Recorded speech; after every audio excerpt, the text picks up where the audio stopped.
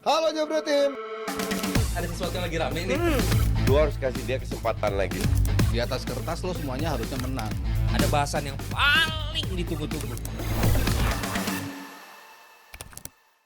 Selamat datang di Dewan Pandit Indonesia. Pastinya edisi Jumat ceria. Namun sepertinya buat fans MU nggak terlalu ceria karena memang kemarin habis diturunkan kembali ke bumi setelah kemenangan beruntun yang diraih oleh pasukan Ruben Amorim. Namun akhirnya kembali diturunkan ke bumi oleh Corner King. Kita akan membahas ini bersama Bang Adiani, ada Mas Firzi dan juga ada Rizal. Bang Adiani, itu gimana nih? Manchester United akhirnya kembali diturunkan ke setelah bumi. dua laga menghadapi tim super ya, Bodo Glimt dan juga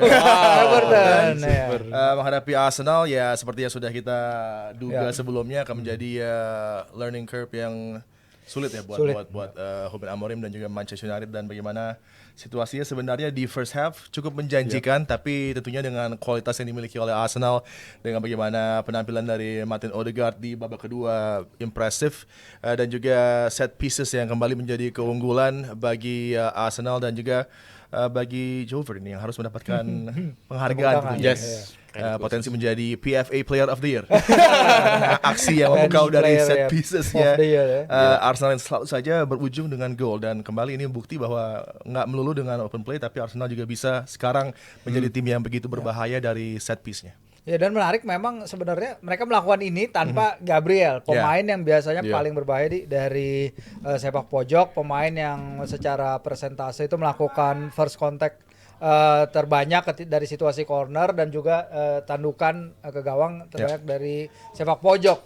Jadi memang ini adalah suatu hal yang I think bagi fans Arsenal sendiri menyegarkan gitu, karena walaupun tanpa Gabriel main attacker di kotak penalti, tapi mereka bisa melakukan ini. Kalau perkara golnya cuman dari corner, sebenarnya corner itu kan susah ya. Set play rutin itu kan nggak gampang gitu melakukannya, karena apa yang kita lihat dari tim ini bagaimana mereka melakukan, they all know their job. Maksudnya mereka tahu semua pekerjaan mereka, lari kemana, ngeblok pemain yang mana. Dan ini kan situasi yang rutin dilakukan berkali-kali dan nggak gampang melakukan ini.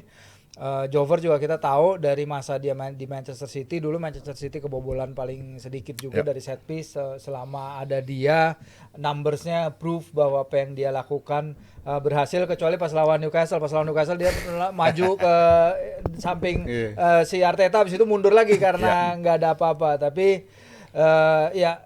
it's a legit goal. Itu adalah gol-gol yang bisa menambah daya serang mereka, dan ya nggak banyak tim yang bisa menghentikan mereka kalau dalam situasi seperti itu. Ya, dan gue nambahin mereka juga dari set piece bukan hanya bahaya ketika nyerang ya, tapi ketika bertahan pun juga solid banget. Arsenal salah satu tim yang paling sulit dibobol lewat set piece. Dan menurut gue juga apa yang dilakukan sama Jover ini udah luar biasa banget sih. Dan juga kita nggak bisa benci suatu tim karena hanya terlalu bagus dari segi set piece gitu. Dan itu yang dilakuin sama Arsenal, walaupun banyak juga versi yang bilang ini Stoke City versi modern nih, Set piece FC ya, set piece FC segala macam. Tapi ya emang begitu mematikan. Dan khususnya dari musim lalu dan juga musim ini gue perhatiin justru di match-match penting, ketika pemain-pemain pentingnya absen, set piece bisa menjadi solusi bagi mereka. Kayak contoh lawan Spurs, mereka nggak ada Odegaard di sana tapi dapat gol dari set piece. Dan lagi-lagi lawan MU yang tadinya gue berharap MU bisa menyulitkan sampai akhir babak kedua, tapi ya akhirnya diselesaikan oleh set piece. Dan lagi-lagi justru yang menang duel bukan orang paling tinggi kan. Si Timber itu kan bukan yang paling tinggi gitu di atas lapangan, tapi dia mampu memenangkan duel. Itu murni taktikal sih kalau menurut gue juga ngeliatnya. Ya, antisipasi dari Manchester United dari corner rutin terutama Arsenal juga sebenarnya cukup aneh ya. Mereka coba untuk mengisi di first post, tapi kemudian pemain Arsenal semuanya ada di back post gitu kan. Apa yang coba dilakukan oleh Amorim untuk bisa mematikan bola keduanya kah, atau seperti apa? Ya, emang kuncinya adalah berapa jumlah pemain Arsenal yang ada di dalam 6 yard box itu. Karena kalau menurut Opta, on average mereka punya 3,8 pemain di dalam 6 yard box itu untuk setiap corner. Persentase ini, average ini lebih tinggi dari tim-tim lain di Premier League. Sehingga lawan-lawan mereka itu compensate dengan mengirim lebih banyak lagi back, hampir 2 kalinya. Average ada 6,7 pemain bertahan untuk setiap sepak pojok Arsenal. Pada akhirnya akan ada too much body di sana. Jadi apapun yang terjadi, bola jatuh, bola mental, second ball, kalau mereka nggak menang first ball, second ball itu akhirnya akan jadi situasi ya yang berbahaya kayak kemarin, goals with other body parts gitu ya, menurut statistiknya dari Premier League gitu.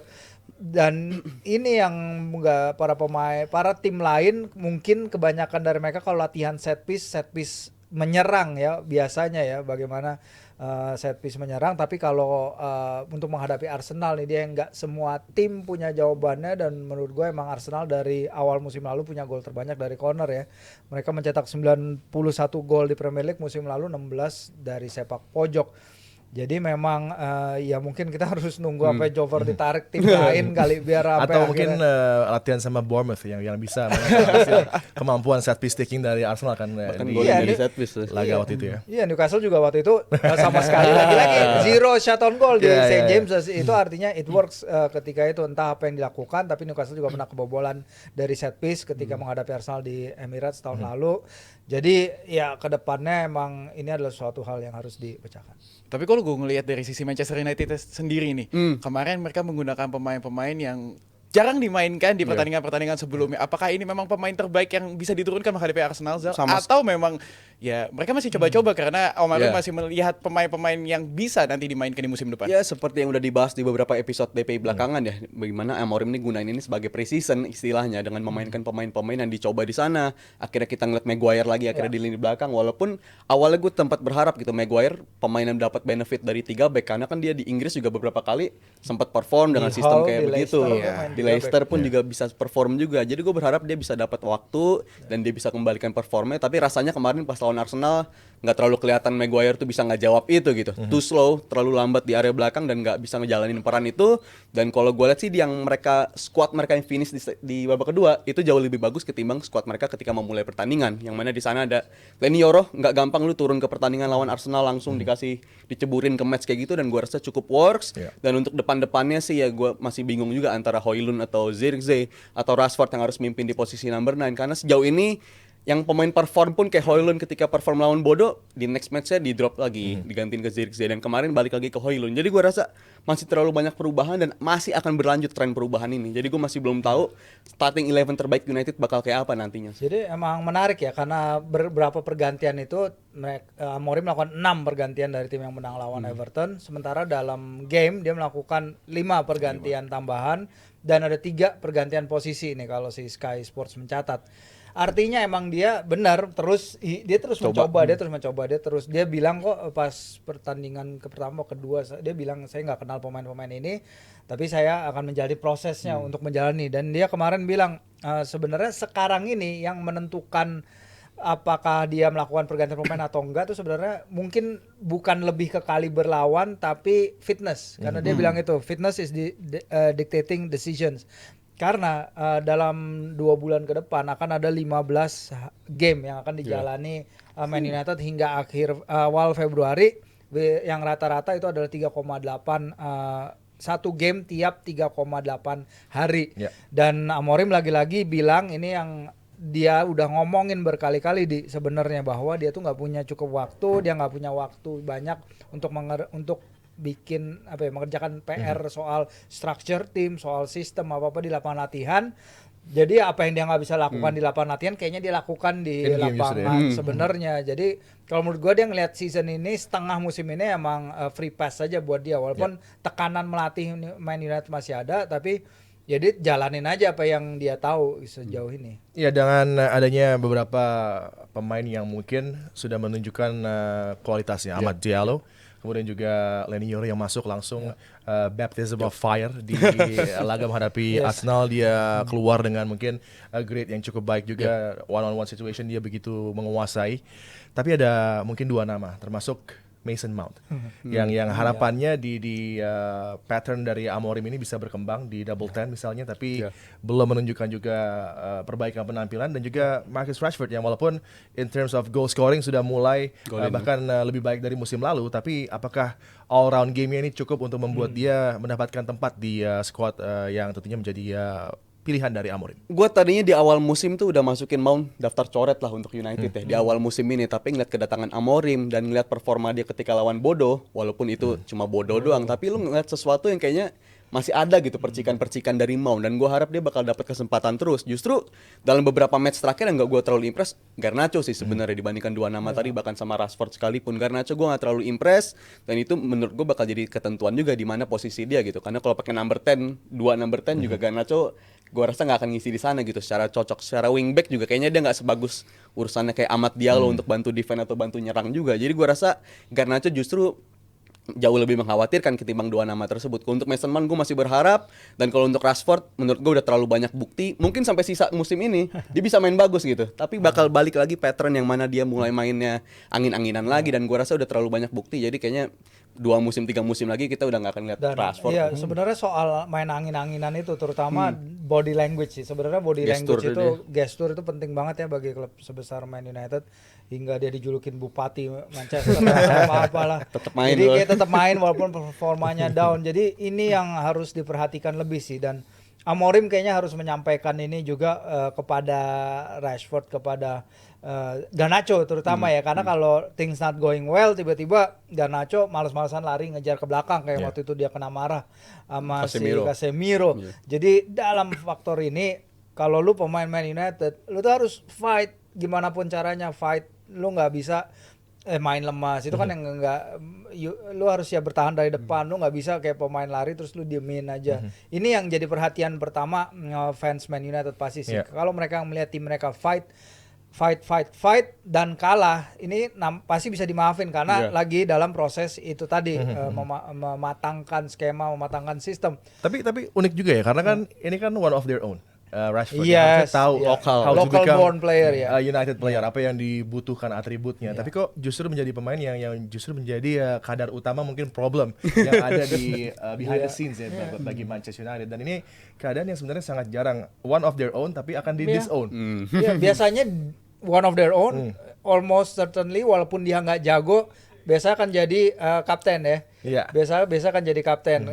Kalau dia melihat bahwa Rashford pemain lokal, tapi pemain lokal apakah itu dicintai dengan fansnya? Kalau ini kan jadi pertanyaan utama, kalau ternyata dia nggak dicinta sama fansnya Man United sendiri, ya dia ngeliat pasti ada disconnect itu. Yang pengen tahu sih sebenarnya apa yang terjadi between si Rashford yang mencetak begitu banyak gol setelah Piala Dunia 2002 dan Rashford yang sekarang. Apa yang terjadi terutama di balik layar, karena udah berapa pelatih pelatih udah ganti dan lain-lain, tapi nggak ada perubahan dari Tapi dia. gue masih naruh harapan sih ke Rashford, at least sampai musim ini berakhir gitu. Karena gue entah kenapa ngelihat dia ini, kalau bagi Amorim, gue rasa kesempatan bagi dia untuk moles nama dia juga gitu. Karena akan jauh lebih bagus lagi ketimbang lu udah mikirin striker pengganti Rashford siapa ya, siapa pengganti Rashford. Justru bakal lebih bagus bagi Amorim adalah gimana caranya lu ngeluarin performa Rashford kayak musim pertamanya Ten Hag. Itu menurut gue jauh lebih penting gitu ketimbang lu udah mikirin nama-nama pengganti. Dan gue masih ngeliat Rashford ini kan punya aspek bagus juga ya, dalam artian tembakan dia keras, dan justru dia kalau main secara reaktif menurut gue salah satu pemain United paling cocok gitu untuk main reaktif. Tapi apakah United akan berangkat mainnya reaktif terus bersama Amorim, itu kan masih menjadi tanda tanya juga. Tapi apakah gue masih punya harapan ke Rashford? Jawabannya masih ada, kalau dia masih bisa ngebuktiin sampai at least musim ini Tapi kalau berakhir. misalnya lu ngomongin tentang Rashford, misalnya lu percaya dengan Rashford, siapa nanti kira-kira di belakang Rashford yang bisa mendompleng? Karena kita lihat Mason Mount ini belum terlalu bekerja dengan baik untuk di skemanya Ruben Amorim. Siapa kira-kira nama Dua di belakangnya ya. Kalau mungkin Mount ya emang nggak terlalu, tapi gue pengen lihat Bruno lagi lah yang di sana. Karena Bruno kan belakangan bersama Amorim justru pemain yang paling banyak dicoba posisinya juga gitu kan.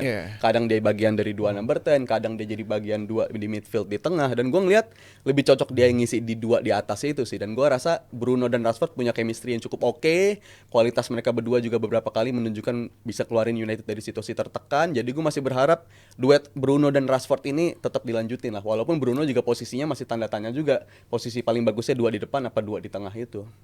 Iya, dan Arsenal juga kemarin tanpa Gabriel Magalhaes, tanpa Calafiori, tapi ini nggak ada kesulitan signifikan yang mereka hadapi di lapangan dengan lawannya Manchester United gitu. Ya, karena Man United Man United by data mereka Arsenal melakukan 35 touches di kotak penaltinya Man United, sementara Man United hanya melakukan 6 sentuhan bola di kotak penaltinya Arsenal. Jadi ada yang salah di situ pasti. Mungkin kapasitas lawannya juga step up-nya ya jauh lah dari Bodo, dari Everton, terus tiba-tiba langsung ketemu Arsenal yang udah 5 tahun bersama Arteta, dan itu yang juga jadi yang juga dikatakan oleh si Ruben, bagaimana ya ini Arsenal is way more advanced, jauh lebih maju dalam projectnya daripada kita. Tapi ya itu lagi di satu sisi para fans kalau emang mereka bisa lihat ada kemajuan walau dalam sistem permainan, identitas permainan, cara mereka bermain, struktur dan lain-lain. Kalau mereka lihat ada kemajuan pasti akan lebih dimaafkan ketimbang ya kayak Ten Hag aja walaupun dapat hasil-hasil tapi kayaknya nggak jelas nih permainannya ngarah kemana, identity-nya seperti apa. At least bagi Ruben udah kelihatan bahwa ini yang akan dia lakukan. Mungkin perlu waktu. Jadi sabar dan just ini aja get on with the ride, tetap mengikuti dan mendukung tim gitu karena dia bilang dukungan itu sangat-sangat penting. Walaupun ya emang badai akan datang ya bagi Amorim Dia juga. selalu bilang dia gitu. selalu bilang gitu ya. Itu dia makanya. Karena dia tahu betul apa yang dia tahu betul. punya gitu Iya, kan. iya. That's Exactly. it. Dan kalau bagi Arsenal sih justru kehilangan Calafiori dan Gabriel kemarin nggak terlalu berasa ya karena gue ngeliat emang Arsenal nih emang tim salah satu defense terkuat juga secara setup di musim ini. Mereka udah nunjukin di musim lalu pun juga mereka menjadi tim yang paling minim ngebiarin lawan nembak ke gawang dia. Dan gue salah satu match yang jadi bukti gue nyadar kalau mereka ini tetap yang kuat tanpa pemain-pemain belakang utamanya ya match lawan Liverpool sih. Ketika ada Liverpool datang ke Emirates kan nggak ada pemain-pemain utama di belakangnya juga, tapi tetap bisa nahan Liverpool gitu, nggak bisa tampil begitu lepas. Jadi gue ngerasa Arsenal ini secara setup emang udah bagus banget. Dan Declan Rice ini kemarin menurut gue man of the match-nya justru dia gitu. Bener-bener ngelindungin banget dari tengah. Dan gue rasa kalau bisa konsisten gitu justru Arsenal contender yang paling dekat ke Liverpool menurut gue sih kalau performanya kayak begini. Gue kaget kalau misalnya Rizal bilang Arsenal karena masih ada nama Chelsea juga sebenarnya. Ini dua nama yang mungkin jadi nantinya akan menjadi pesaing bagi Rizal nih untuk mewujudkan mimpinya karena kemarin udah pede banget Bang Adi. Oh, yakin. Iya, Yakin sekali setelah ya. menang sama Bullish City. ini. Apalagi Setelah menang terakhir City. mereka juara tanpa penonton. Gak berasa jadinya. Nggak berasa. Jadi pengen mungkin tahun ini Harus. sama penonton Harus kita lihat aja. dong. Tapi buat fans Manchester United nih, jebret tim nih, kalian boleh tulis nih keluh kesah kalian di kolom komentar bagaimana melihat Ruben Amorim nih mengotak-ngatik skema permainan dari Manchester United. Karena kita pengen banget pastinya Manchester United bisa kembali ke tempat asalnya yaitu ya Big Four, tapi ya masih jauh lah. Tapi ngomongin soal kembali, ada yang kembali lagi tahun ini karena ada di juara 2 Padel 2024 yang bermain banyak sekali nama-nama pesohor di sana, tidak hanya atlet, tidak hanya selebriti, namun juga para pengusaha. Bahkan Pak Wandi juga ikutan bermain di sini. Kalian langsung aja meramaikan di live streamnya nanti tanggal 15 Desember. Tempatnya kalau mau datang juga boleh di Padel Pro Kemang. Oh, nggak boleh datang. Nggak rame lagi. Ya udah, kalian datang aja ke YouTube channelnya dari Jebret Media. Jadi kalian langsung aja ramaikan karena nantinya bakal banyak sekali keseruan yang terjadi di sana. Kita akan masuk ke pembahasan selanjutnya. Halo Jebret Tim. Ada sesuatu yang lagi rame nih. Lu harus kasih dia kesempatan lagi. Di atas kertas lo semuanya harusnya menang. Ada bahasan yang paling ditunggu-tunggu.